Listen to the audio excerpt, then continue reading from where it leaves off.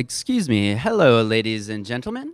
My name is Andy Grant, the Assistant Director for Programs of the University of Chicago Center for International Studies, and it is my pleasure and honor to welcome you all here today to the 7th Chicago International Education Conference on problem-solving, classroom, community, and the world. We'll have just a few brief things to mention and discuss before turning the podium over to some of our partners. Specifically, I wanted to say a few words about the intentions and ideas that motivated the theme for this year's Chicago International Education Conference. I will then turn to just say a few words about education outreach at the University of Chicago more generally. And then I want to run over just a few housekeeping issues to ensure that the day runs smoothly. But most importantly, in my mind, I want to thank you all for dedicating your day today to attend today's event, for making the trip that might have been long for some of you, short for others of you, down to Hyde Park or up to Hyde Park in order to attend. We really do appreciate it.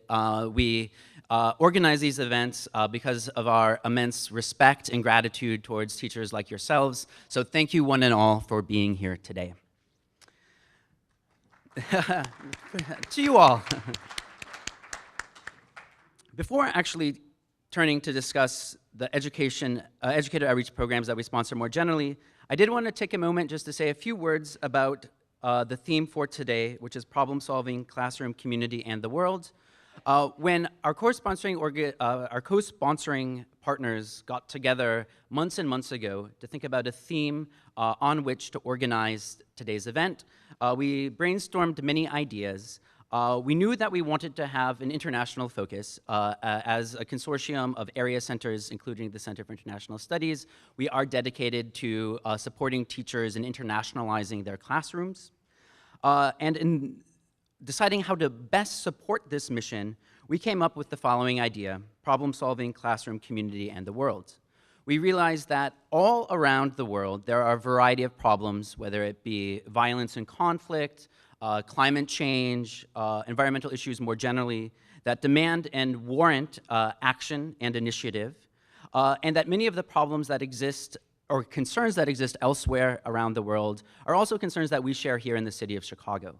And that one way to bridge our own experiences here in Chicago or nearby and elsewhere in the world would be to look at ways in which creative and courageous individuals and groups have worked to try to solve problems in their own community, and in doing so spoke to some of these larger world issues. And so this morning, we are really happy to have two keynote speakers who will be talking about very different issues in some sense, but will be speaking to the shared concern with how attention to problems in our own communities can affect lasting change. I will say more about the specific presentations when introducing our speakers, but we'll have one perspective rooted in human rights advocacy and the wonderful work and courageous work that human rights defenders have done around the world, before turning to look at how design and architecture can also provide ways to speak to community challenges as well as issues of sustainability. And now it is my privilege to welcome our first keynote speaker, Ms. Karen Robinson, who has over 25 years experience in human rights education, community and youth development, and community organizing. In her role as Human Rights and Education and Training Manager for the Robert F. Kennedy Center for Justice and Human Rights Education project, Speak Truth to Power, Robinson serves as Chief Advisor for all human rights education-related activity. She started her career in the field of community engagement and youth development at the American University, where she helped start what was then the Center for Volunteerism and Community Service. She then moved to Amnesty International USA, where she served as the Mid-Atlantic Regional Deputy Director and then the Director of the Human Rights Education Program. Robinson has conducted numerous trainings and professional development sessions at educational conferences like the one we're at today, with school districts and educational meetings, both in the United States and internationally. Today, she will be speaking on a new prescription, enhancing the lens through which we see the world. Please join me in welcoming Karen Robinson.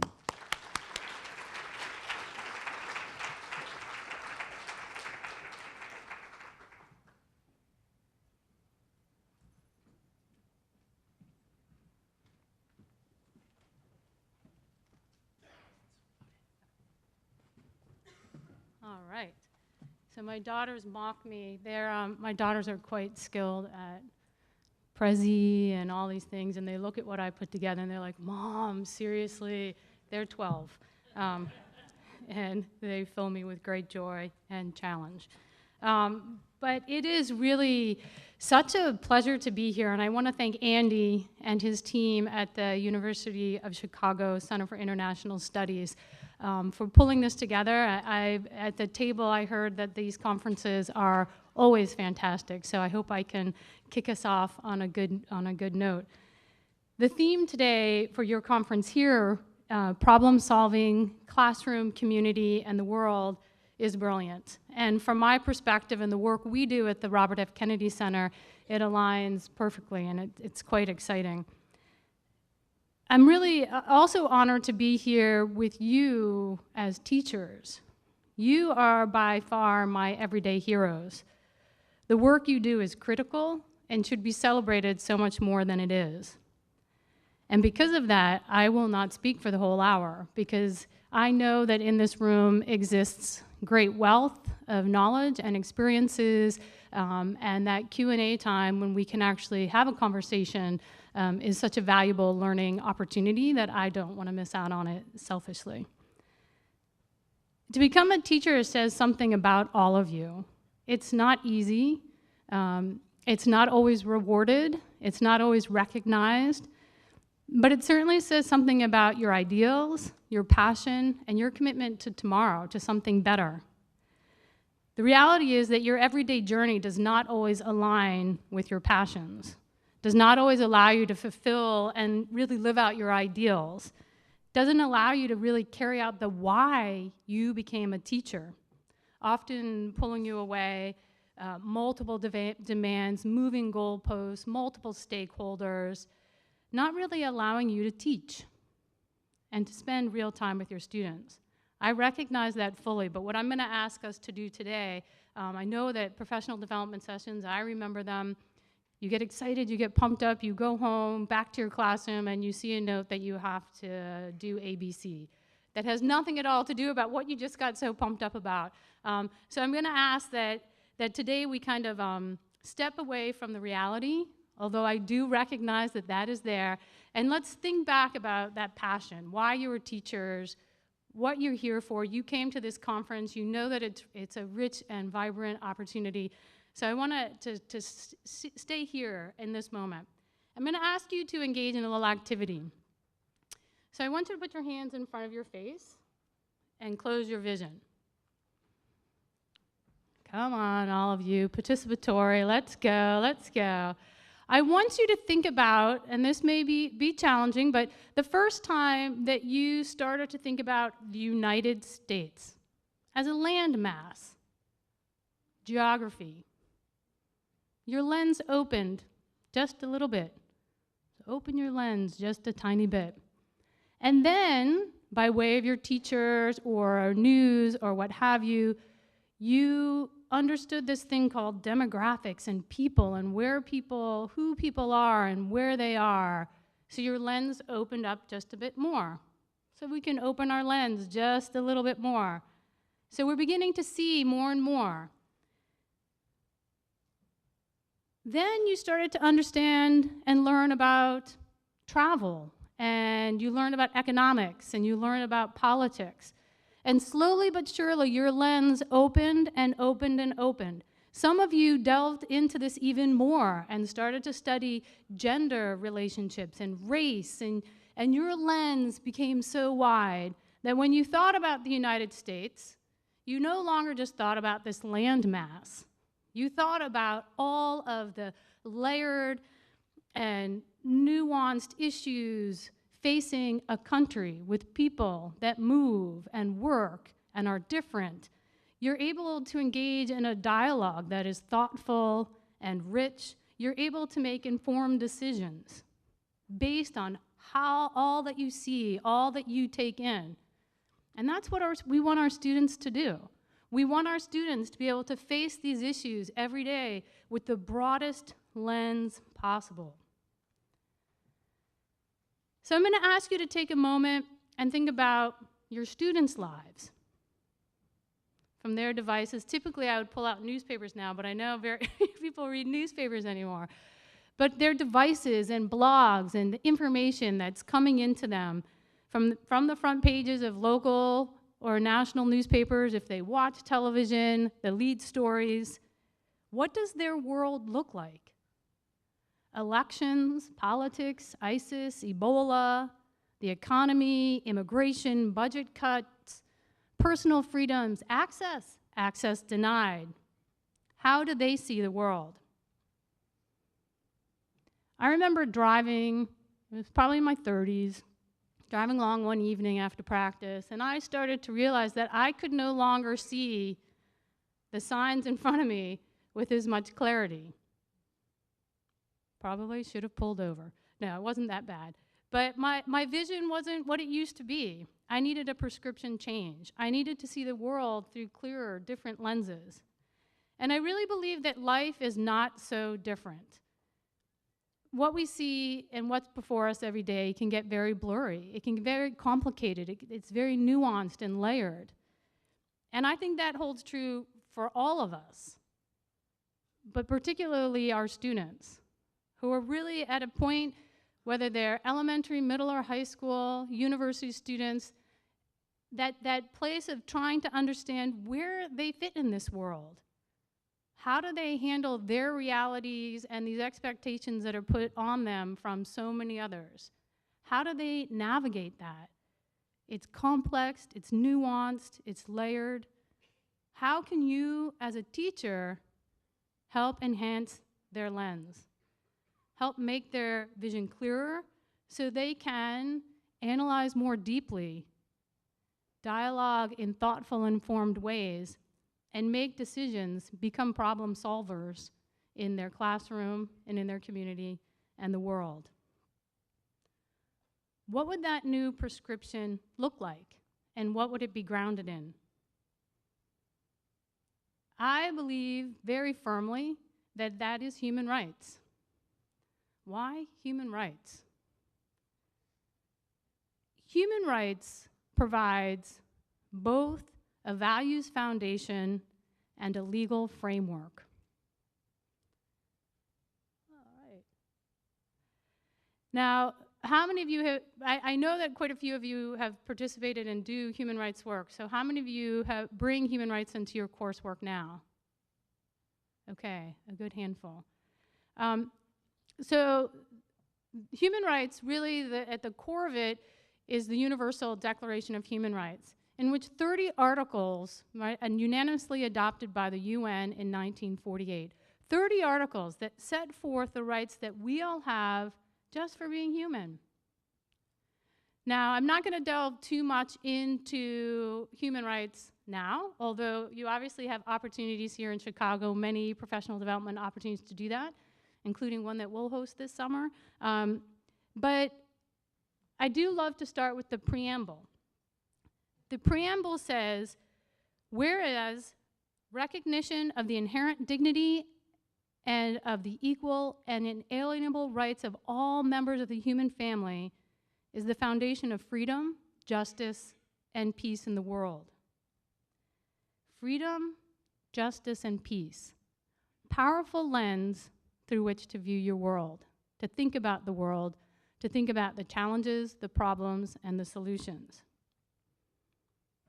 Now, therefore, the General Assembly proclaims this Universal Declaration of Human Rights as a common standard of achievement for all peoples and all nations, to the end that every individual and every organ of society, keeping this declaration constantly in mind, shall strive by teaching and education to promote respect for these rights and freedoms, and by progressive measures, national and international, to secure their universal and effective recognition and observance, both among the peoples of member states themselves and among peoples of territories under their jurisdiction. Shall strive by teaching and education. So within the context of human rights, we have you, the teachers and the educators, and we have this platform, this lens, peace, justice, freedom, as a foundation for how our students can look and engage in the world. Aspirational for sure, but can you imagine that paradigm shift? Can you imagine if these ideals, this thinking, was mapped into science and math and social studies and language arts and foreign language and theater? Can you imagine that paradigm shift? If this thinking became the norm and not the territory of the elite in the ivory tower, sorry, university, like, right? So when I work with some teachers, they're like, well, human rights is for university. That's UN stuff. That's our stuff. Human rights is us, it's ours, and it's every day, and it's everywhere. In thinking about human rights, as opposed to other methodologies or approaches of teaching, what's powerful about human rights is you have that values freedom foundation. It is how we learn, how we grow, how we live, how we engage, and how we be with each other, whether that be our classroom, our community, or the world. But when there are problems, it also provides a legal framework, how we bring about change, and it's recognized through adopted means and mechanisms. There is a whole body of law that helps us create those change. So as our students rest on that foundation, recognize that these rights are what we stand on, when those cracks start to occur, when budgets are cut for education, when their streets aren't being repaired, when they don't have access to health care, when they're kept in lines to vote, there are legal mechanisms for them, problem solving. So for me, human rights is how we change that lens. It's the world that we want our students to see through. So how do we do this? Human rights education. So just as we want our students to have this very deliberate and broad lens, I mean, human rights education is deliberate. It's participatory, and it's aimed at empowering individuals, groups, and communities through fostering knowledge, skills, and attitudes consistent with the principles of human rights. Deliberate and participatory. You all know your students. You know their world. You know their lives. They're rich with information. They're creative. They're smart. You create that place for them deliberately and together to change.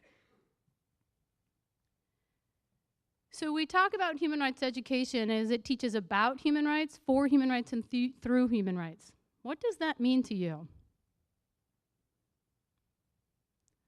What do you think that can mean for your students? Education about human rights, the laws, the principles, the ideas, education through human rights, learning together, drawing on what each of you bring to the classroom. So collectively and collaboratively, you move to a different place, you understand and see the world differently. Education for human rights. There's a lot that needs to be changed, and it is a powerful framework for change. The goal of human rights education is to help people understand what they are, to value them, and to take responsibility for respecting, defending, and promoting human rights. Again, a broken record I am. What a paradigm shift. An important outcome of human rights ed is empowerment. Think about your students, and if they own this, think about you as educators. What happened here, last year? Standing up for your rights, standing up for what you are owed, right? That idea of empowerment and creating that change and standing on a real strong platform, a process through which people and communities increase control of their own lives and the decisions that affect them. The ultimate goal of human rights education is people working together to bring about justice and dignity for all. Powerful lens, powerful lens. So the prescription for change, as I would propose, is human rights and human rights education. Thinking, really building the knowledge and understanding. Feeling, the empathy and strengthening a commitment to self and others. And recognizing that from that classroom to the world all really matter. Equipping our students with a toolbox of skills that they learn from each other and from you, and taking action. putting that learning and skills into practice. And whether that's fixing a sidewalk or freeing a child slave, putting it into action. So I work with a program called Speak Truth to Power. And it is a human rights education curriculum, and it has changed my life. It's a human rights education curriculum and program in that it conveys knowledge about human rights and understanding of human rights norms and principles through lessons and defender stories, and we'll talk about those defenders shortly. Human rights through human rights, learning and teaching in ways that respect both the educator and student. We employ methodologies that value both you as the teacher and your student. And human rights, education for human rights. Become a defender, create change. The aims of Speak Truth to Power are that students will make the connections between everyday activities and larger global issues such as the right to education, the right to vote, the right to movement, fair working conditions. Unfortunately, that list goes on and on. Our aim is that students will develop an understanding around their global environment and the importance of advocating for fellow citizens. And through inquiry and exploration, students will learn the facts around what each topic means to them and in the larger world. And with that, our goal to foster the development of an educated, mindful, engaged, and responsible citizens of the world. Powerful. So who are these people that we work with? And what does this mean for you as a teacher, for your students? Desmond Tutu, South Africa. There's a high level of unemployment in South Africa that helps fuel a serious level of crime. These things feed off one another because the crime then tends to make foreign investors nervous. And there aren't enough investors to make a significant impact on the economy, so the ghastly legacies of apartheid, deficit in housing, and education and health can be truly addressed. How do I describe that to you who have always been free? I can now walk tall with straight shoulders and have this sense of pride because my dignity, which had been trodden underfoot for so long, has been restored. I have a president I love who is admired by the world, and now I live in a country whose representatives do not have to skulk around. Economics, political, cultural, human rights provide that framework.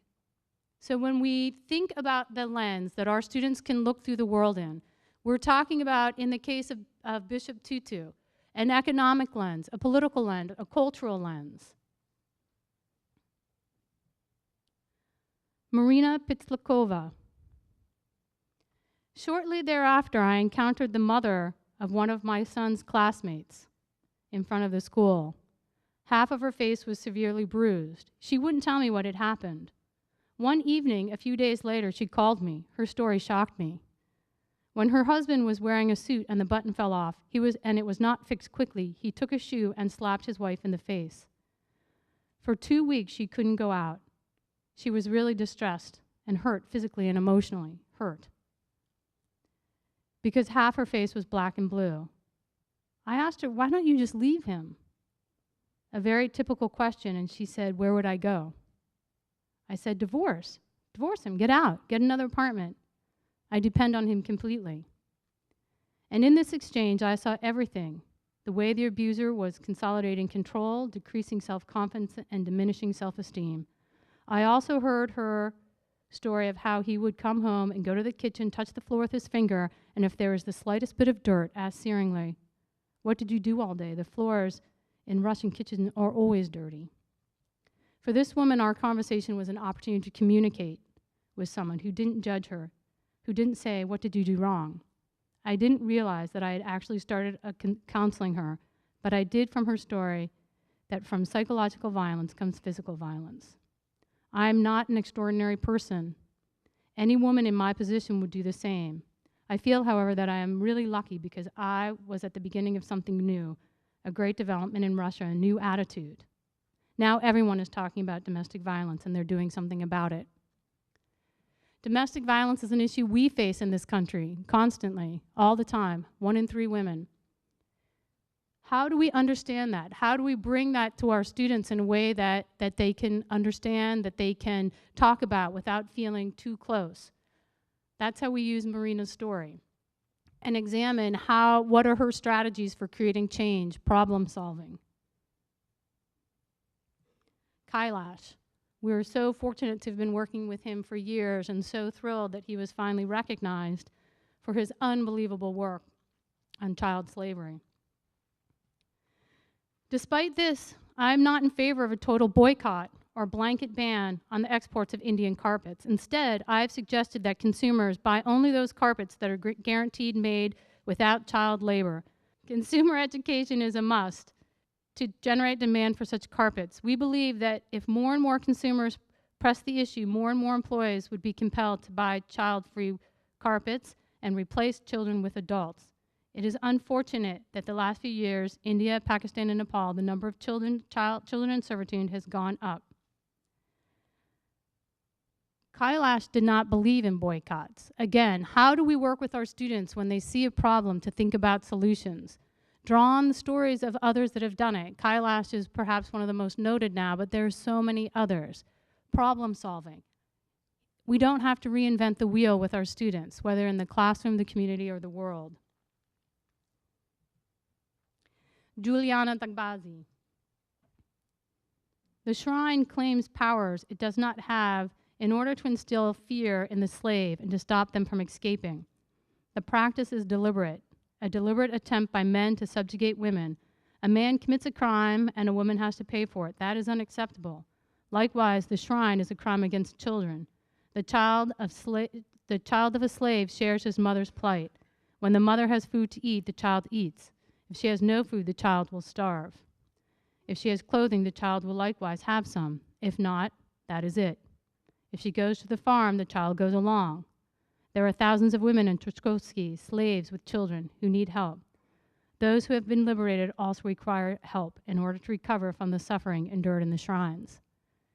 An important message for students as they think about problem solving, it continues. If we want sustainable change, this work is not just one piece, it continues.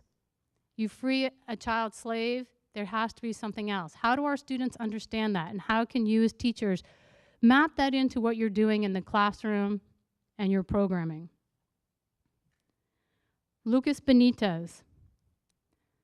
Just 2 days ago, we marched into downtown Miami, surrounded by nearly 3,000 police in riot gear, mounted police, police on bicycles, police on foot, police in helicopters hovering over Miami skies, their propellers beating out the soundtrack to what seemed to us like a movie about martial law in the U.S., all because we were there to call for fair trade that respects human rights, not free trade that exploits human beings.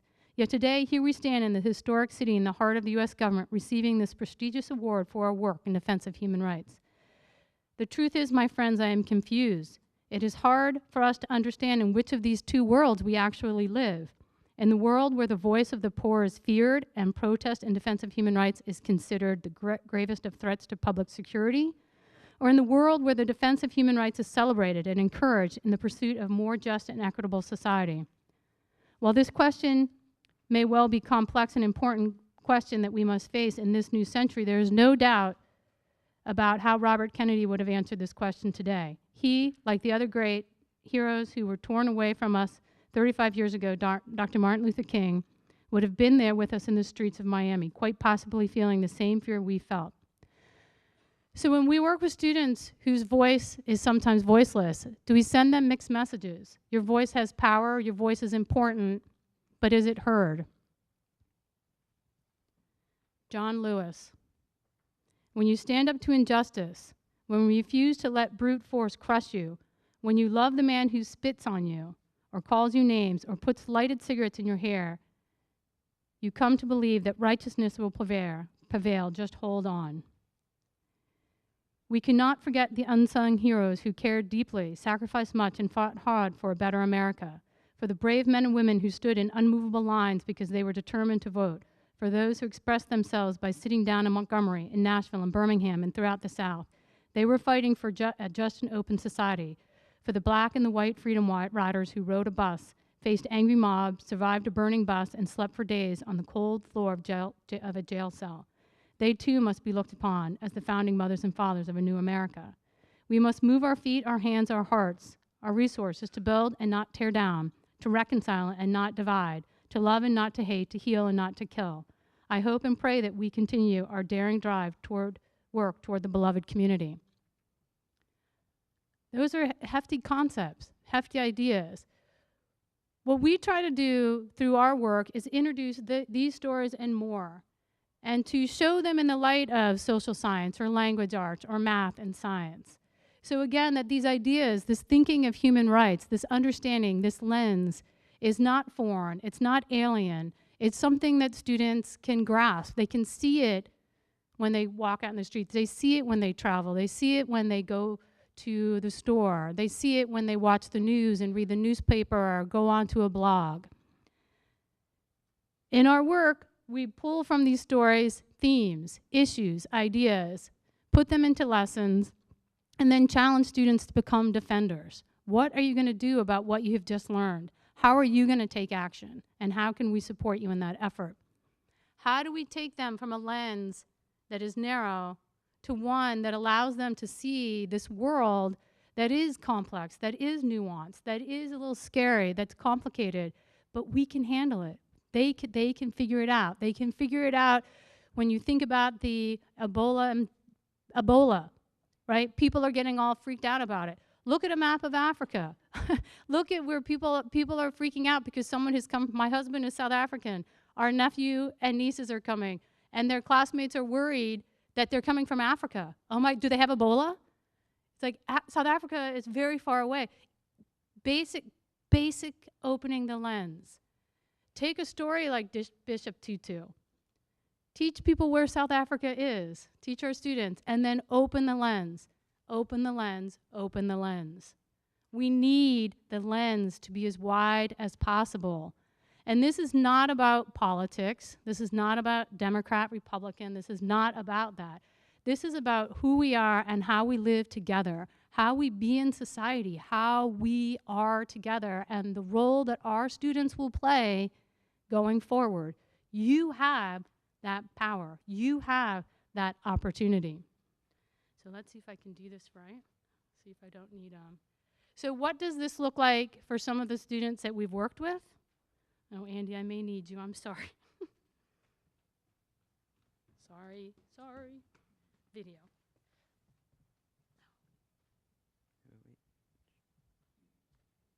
Thank you very much.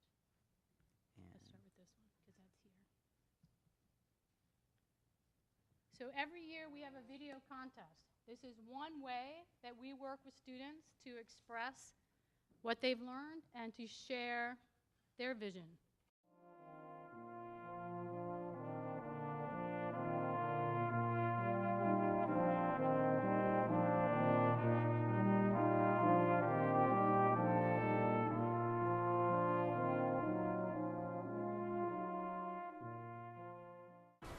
We wanted to make our video about voting because voting is one of the most important human rights there is.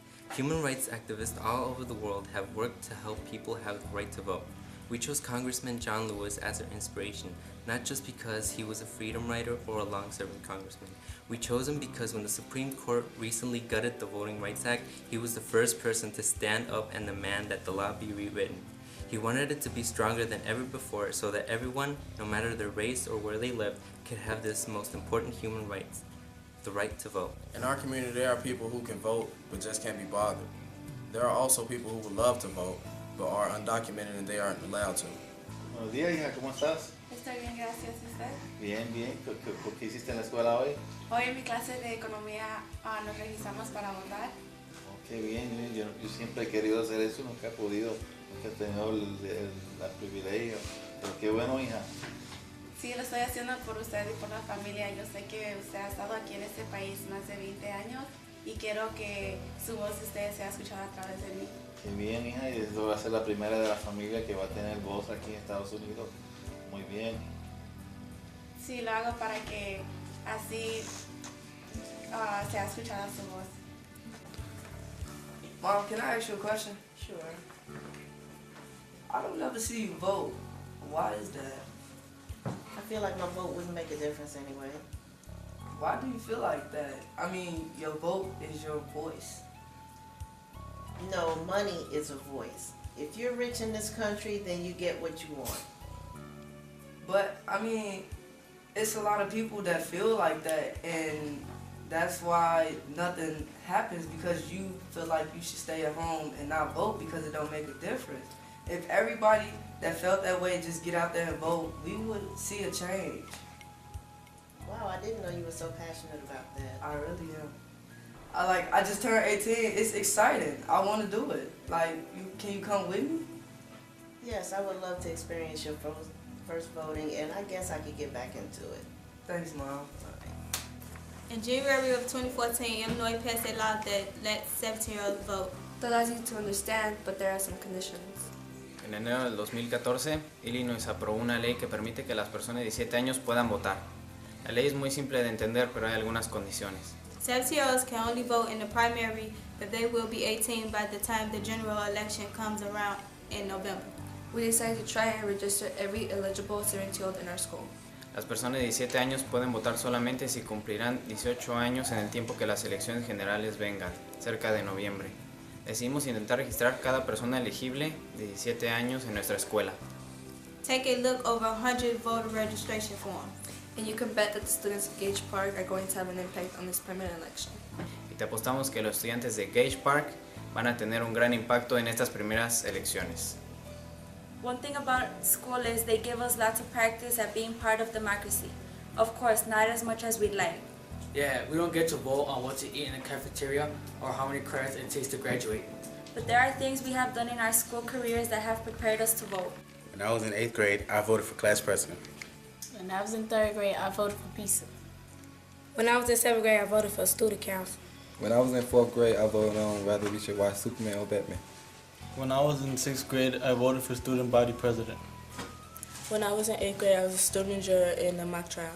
When I was in 3rd grade, I voted for class line leader. If you want our vote, you need to listen. These are our issues.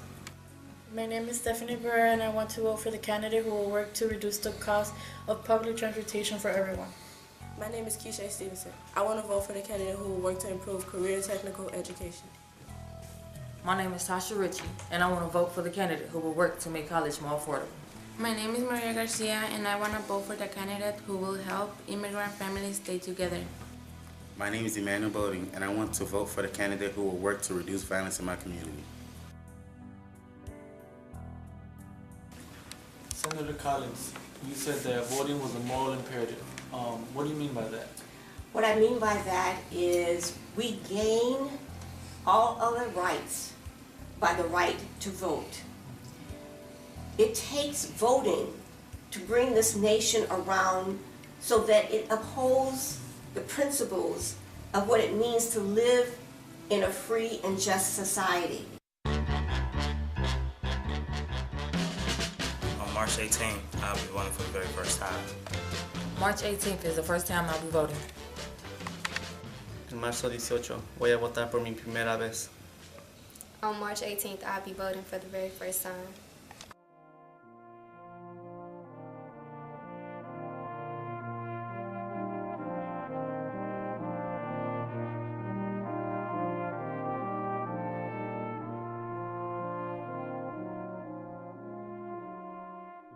So I had the privilege of having dinner with some of those students last night, and they're still stoked, and they're still talking about this, and they're still thinking about this, and we're talking about the recent election in the context of what they did for this video contest. That's powerful. That's a new lens. They're seeing their world and they're placing it differently. Now for a different perspective, that was from Chicago, first place high school, and this was the grand prize winner last year in middle school in Los Angeles. Domestic violence can happen to anyone regardless of gender, race, and ethnicity. 85% of domestic violence victims are women. 1 in 4 women are abused and violated. Annually, an estimated 1.3 million women are victims of physical assault by an intimate partner.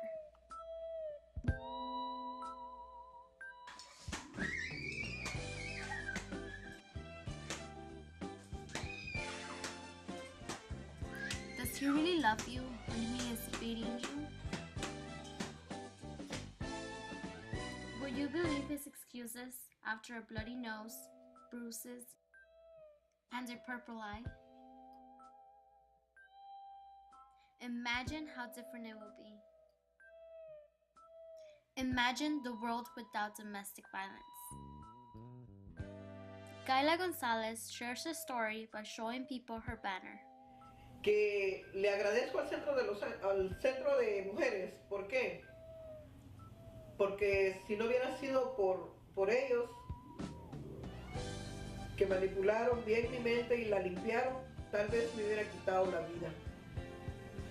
Porque en ese tipo de violencia, realmente, en algunas ocasiones, no vale la pena vivir. Llega al extremo de tristeza, llega a un extremo que realmente la mujer no puede contra el hombre. Y sí, por la mente de una víctima, pasa que de quitarse la vida. Lo digo por experiencia propia porque pasó por mí, pero gracias a Dios y a este centro realmente me hicieron una mujer realizada. Ahora en día, mi hijo es un muchacho inteligentísimo, estudia en uno de los mejores colegios de aquí, está estudiando medicina y yo soy una persona que está normal de mi mente y soy voluntaria hoy con mucho orgullo de East Los Ángeles Women's Center. ¿Dónde está ahora comparación de antes emocionalmente? Emocionalmente me siento contenta porque he subido mucho mi autoestima, toda mi alegría ha vuelto a la normalidad. ¿Qué hubiera pasado si usted no lo hubiera dicho al oficial? Me hubiera seguido yendo al abismo porque me sentía que mi vida estaba hecha a pedazos, no valía nada. Me sentía sin valor. Pero gracias a Dios esa persona me dio la mano y al camino a seguir y salí con valentía y soy fuerte y aquí estoy. In 2004, Marina Pizzolakova was a recipient of the Human Rights Global Leadership Award. Marina Pizzolakova teamed up with Vital Voices in 1999, using connections and resources to enable ANAM, a network of 170 counseling centers throughout Russia. In July 1993, she established the first Women Crisis Center in the country. Each year, she gathered 15,000 women who were sexually abused, violated, beaten, and women who felt worthless. If you're not going to speak up, how's the world supposed to know you exist? Help change the facts. Speak up, speak out, and make difference for victims of domestic violence.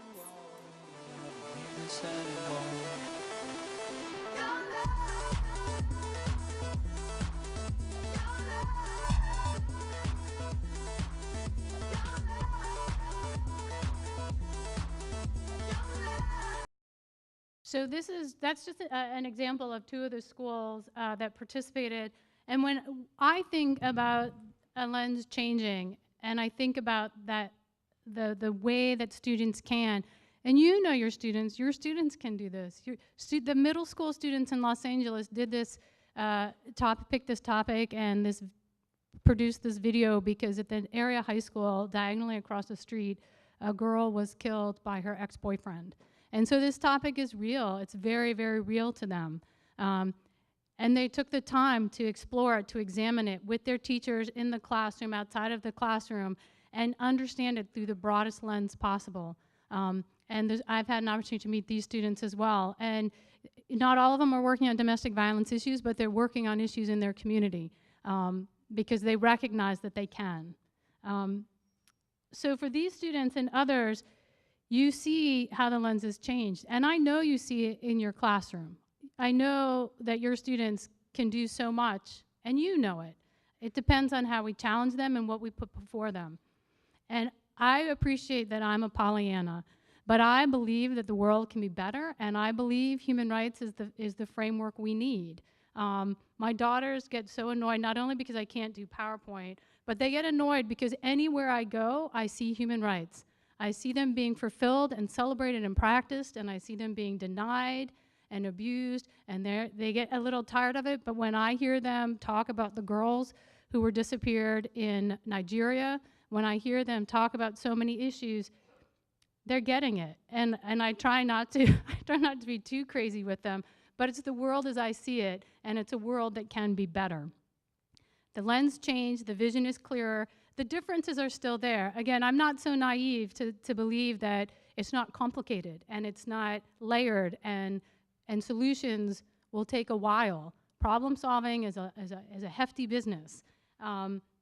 But at least they'll have the base to engage. They'll be able to engage in those dialogues in a way that is informed and that's just not grounded in kind of emotion and gut response.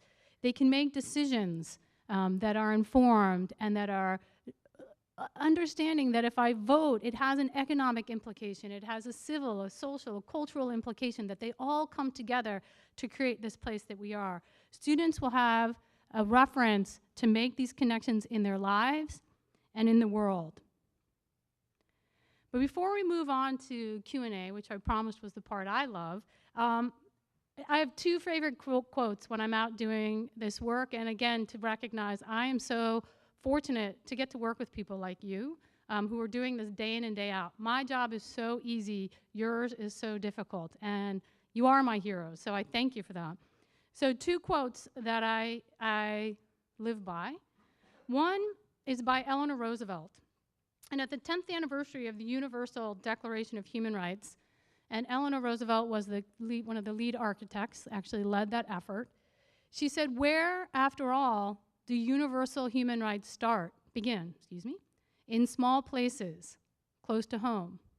So close and so small that they cannot be seen on any map of the world. Yet if they are the world of the individual person, the neighborhood he lives in, the school or college he attends, the factory, farm, or office where he works, such are the places where every man, woman, and child seeks equal justice, equal opportunity, equal dignity without discrimination.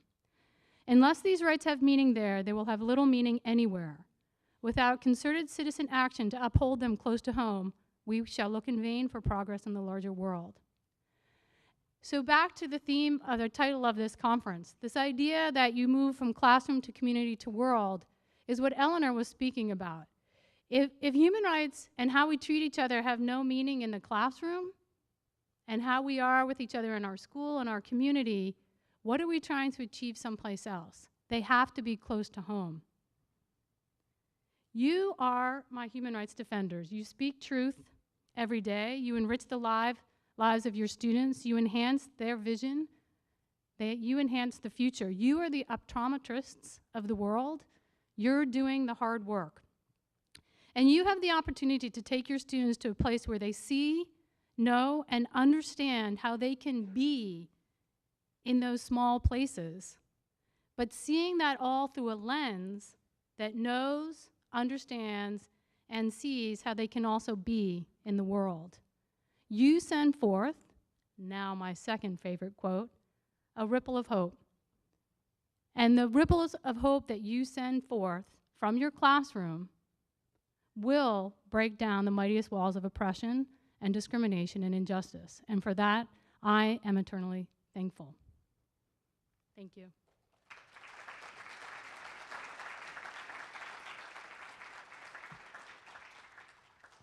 And we now have time for some questions. We'll have two microphones moving around the room. I have one, and our student Alex has one, and I see we have a first question here in the front.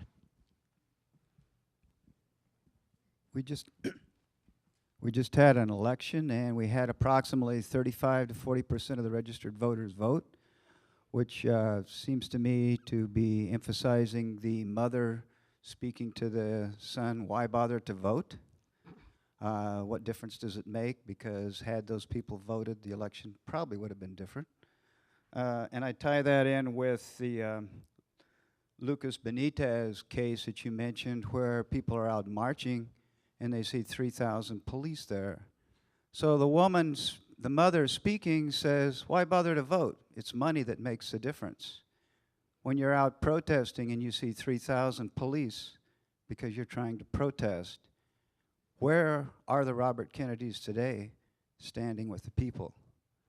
I participated in a demonstration at the mayor's office. We gathered at a building nearby. When we came out of the building, we were met by police waiting for us. How they even knew we were there. To go to the mayor's office to just try to talk to the mayor. So while we say this is a country with democracy, I tend to question whether we really have democracy, particularly with the way the last elections went, the largest amount of money spent. So my question to you is, where are the Robert Kennedys? Where are the people who will stand up and represent the average person and not worry about the corporations? I don't see them here. Thank you. I'm sorry, your name? Ron Cox. Thanks, Ron. Yeah, I would say that the Robert F. Kennedys are sitting in your classrooms. I think we need a paradigm. I think something has to change. I would agree that at the national level now, and even at many state levels, some of that leadership does not exist. But I think that what we need to do is reframe how young people are engaging in this process. And you know, it's easy to give up hope. When I worked with Amnesty International, right, the symbol is the candle. And there are so many cases where time and again people are like, why are you still working on that prisoner of conscience? They are never gonna get out of jail. Well, you know what, if we stop, then yeah, they're never gonna get out of jail. But if we keep working, then who knows? We've got to keep hope. And part of what, you know, the defenders in Speak Truth to Power are the Robert F. Kennedys of today around the world. And their message is that you've got, you know, yeah, it's not easy, but we need to continue to kind of build a base of young people, the next generation, all of us. We can do this not outside of a classroom. Ask different questions, rethink, relook at what's happening, and then moved in that direction and be hopeful. It's hard to get knocked down and down, but the second we give up hope, then we definitely have lost. And I mean, I know that's not an easy answer, but I mean, I see Robert F. Kennedys all over the place, unsung heroes working hard to do this. And at some point, those ripples will break down that wall. I believe that, I really do. And you know, when I talk to my daughters, fortunately in Pennsylvania, we have a new governor, but some of the other elections didn't go kind of how my family would have liked it. And I just said, you know, you have to stay true to who you are and what you believe, and you need to act accordingly, and that's what you can do, right? And we need everyone to recognize what they can do and to speak truth and to keep doing that.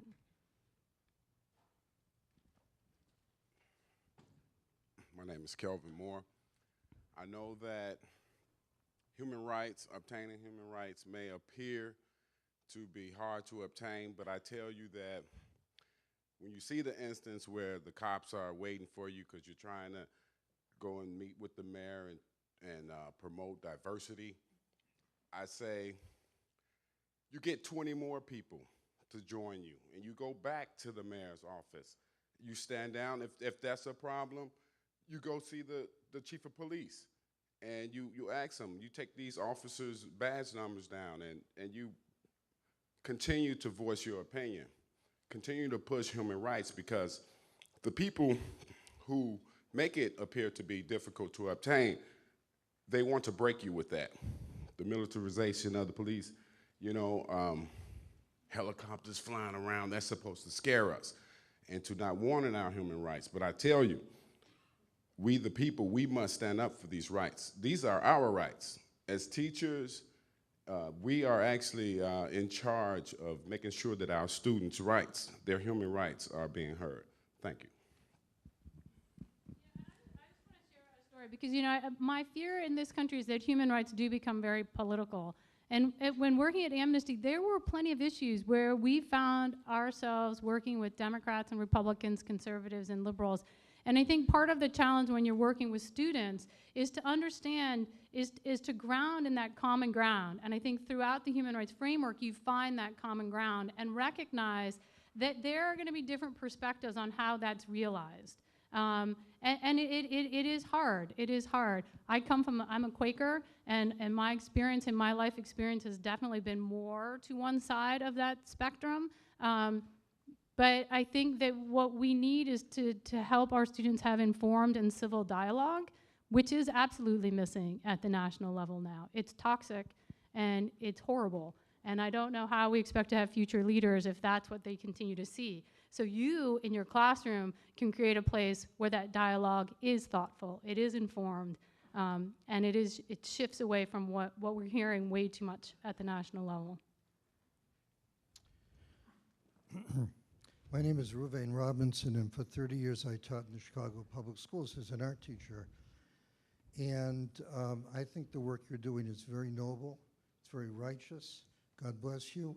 And the rabbis tell us if you save one life, it's as if you saved the entire world.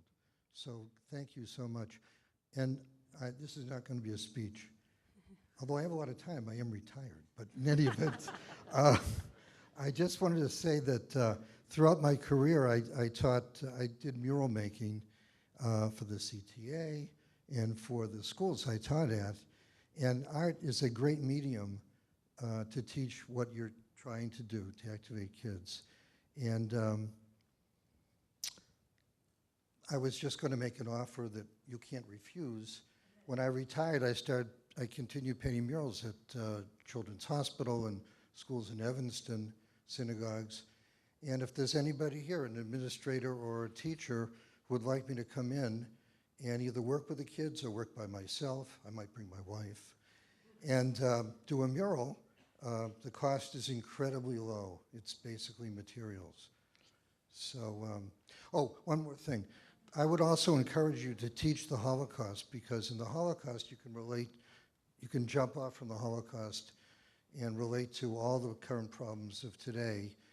And we did Holocaust studies with my 8th graders, my 5th graders, 4th graders, and we also did school integration with Dr. King. And finally, it was my privilege to actually walk with Dr. King a long, long time ago in Roxbury, Massachusetts. That's the end of my story. Oh, and I'm here. If you want, if you want a mural, let me know. I'll give you my business card.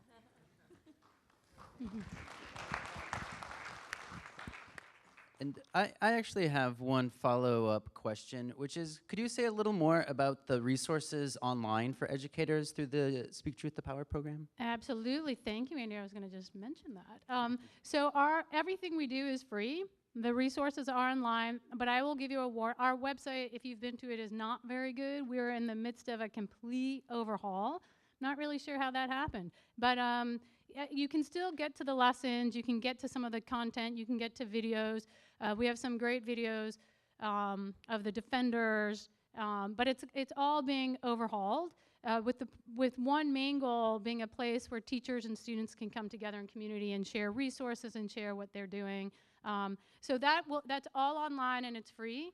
We also, in Chicago next summer, we're paying attention to all the other institutes that are happening, but we will have a Speak Truth to Power Institute in Chicago. This is our 3rd year of having summer institutes, and so I see Jen shaking her head. She'll help us lead it. So you can talk to me or Jen there, or if you want to meet after this is over, come find me. We're planning it to be considerate of what CPS and the university is doing. There also, in the next couple weeks, will be a video training contest. So for the student, if you want your students to participate in the video contest, you don't have to go to the training, but the training, free, will be here. We partner with Tribeca Film Institute Fellows. And if you want that information, I have my card. You can email me. I'll let you know. It was supposed to be tomorrow, but they had to change it. But we do all of that all for free. I've seen many hands now, and I fear we won't be able to get all questions, but I'd like to cluster a few together, and perhaps then Karen can respond to a group. Just so we can have more time to allow more people to speak, I do ask that you keep your questions brief. Hi, I'm Margaret Tower, Chicago Public Schools. I'm glad you mentioned one freedom that's very important, I think the freedom of motion. And I'm a 3rd generation Irish American and a member of the Galway Sister Cities International Committee, and we were over there on a charity donation to Galway. But so I hired a car and went up to see Belfast because I hadn't been there before. And it's astonishing to me to never have heard about this in this country, but that 60-foot high double metal wall between the Protestants and the Catholics in Belfast is such a horrible thing to see. And to think that there have been our presidents and British heads of state and Irish, and no one talks about it and no one does anything to get rid of it. It's been there since Clinton days. I can't believe that. And it's such a shock. Anybody from the rest of the world who sees that is just repelled so much by that. Any comments? Because, you know, if you have anything to do with the Kennedys, they're adored over there. But to see that wall separating, that wall is from 9 in the morning till 6 at night. It's painful.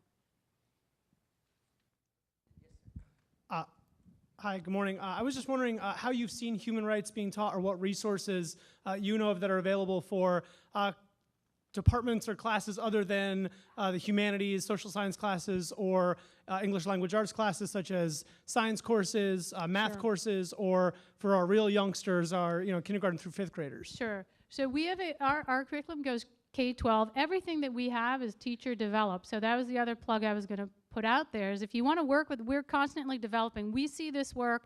We draw everything from the defenders' stories, because for us they're really valuable to this work. So we have an elementary curriculum that focuses on the UDHR, and then in 3rd grade introduces Lucas and the right to work. And there are so many great resources out there. I read the program for one of the sessions next. You should go to Human Rights Education USA. It's a relatively new network in the US. I think we launched officially about a year or so ago, but you'll find resources there. You can go to Amnesty International. There are a lot of really quality human rights education materials out there for K-12. Now, to your other piece, one of the projects that we're working with the University of SUNY Oneonta and University of Connecticut School of Education to develop math and science lessons. And we did a 2-day program at SUNY Oneonta with their students, and it was fascinating. They had the math and science students together doing a kind of cross-disciplinary lessons, looking at issues of poverty, looking at environment, and then environmental racism. And it's really, we're on the cusp of creating more and more of those, but would love to talk to you if you have an interest in that. We really welcome everything that you have to offer and become part of our, But so we're developing those gradually, because it's definitely there.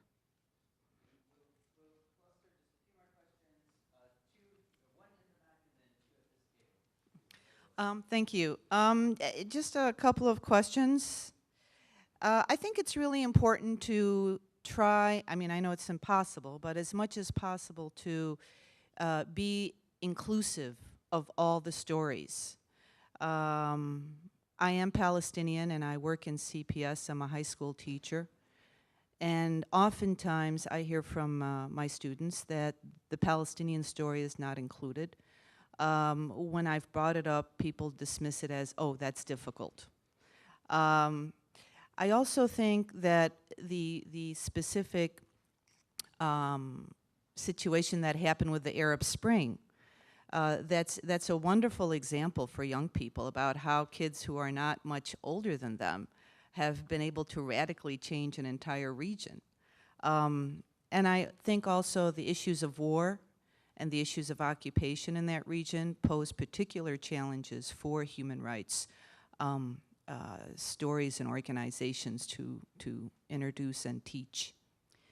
Absolutely, and in fact, so another part of the RFK Center is called Partners in Human Rights, and every year we recognize one individual, and I'm blanking on her name. Last year we recognized a young lawyer from Egypt that was a driving force in Arab Spring, and we're in the process of writing a lesson on her, but again, we rely on teachers, and you're busy, but I absolutely agree, absolutely.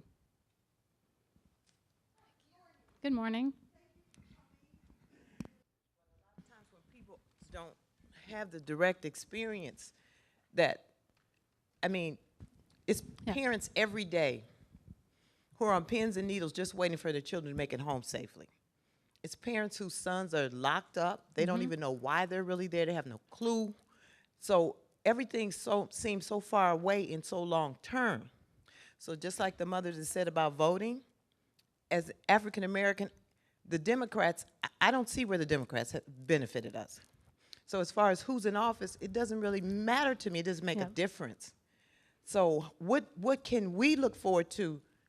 We need an immediate solution, because this is our reality every day. This is not something that we see that is far from us. This is right here every day. And it sounds too far away, and we need something to happen now.